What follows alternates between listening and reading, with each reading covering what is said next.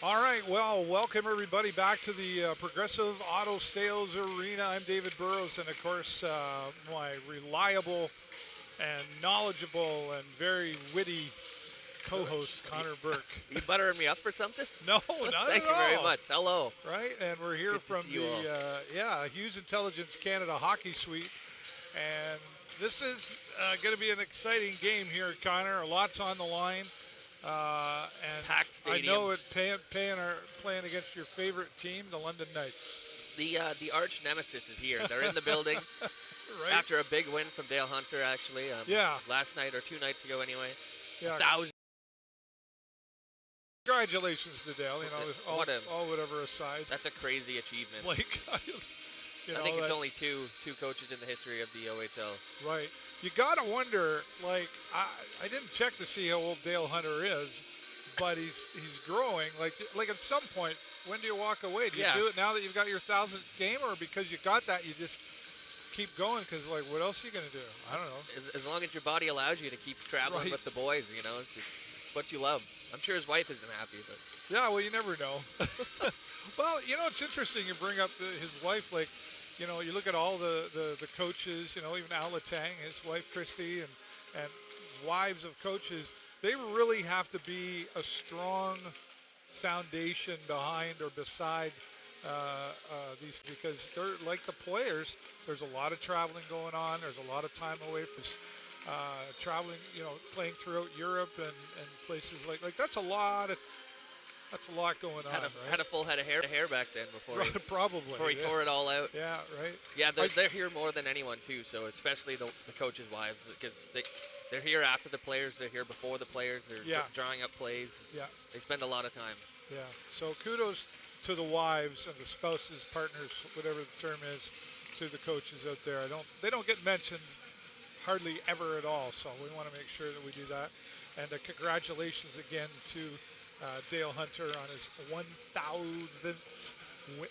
1,000th. That's a tough word. Win, right? And which means how many games has he been a part of? Never mind 1,000 wins. So that is pretty cool to see. Well, the Sarnia Sting, of course, out there getting warmed up right now for probably the biggest challenge of the year for this team has been London compared to other teams. It's been challenging all year, but this has definitely been the biggest challenge for this team.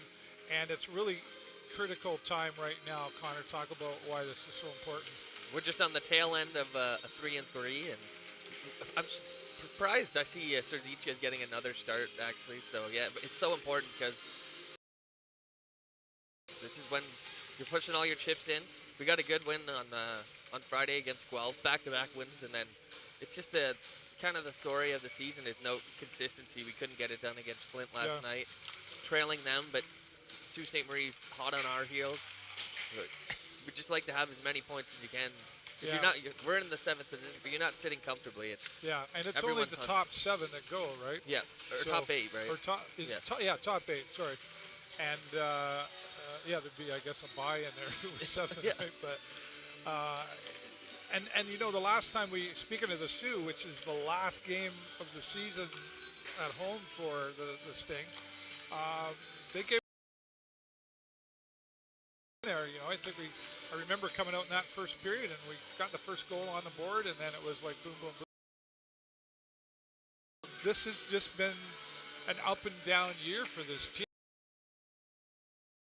And, you know, they came out really strong. I think even better than most had predicted as far as the stats were going. You know, young team, rebuild. Everywhere I go, people ask me about the Sting, and they say the same thing. Well, you know, they're young, and it's a rebuild. True, but that's not an allowed. You know, hearing from Alan Latang and the other coaches, and you know, Dylan Sika throughout the season. True.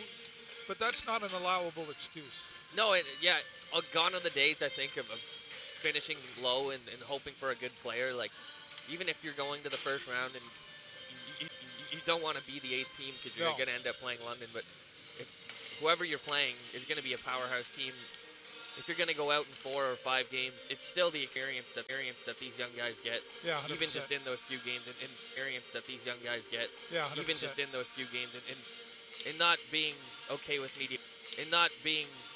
mediocrity, and no, we made the playoffs this year, let's go mediocrity, and no, we made the playoffs this year, let's go deeper next year. You don't have to stay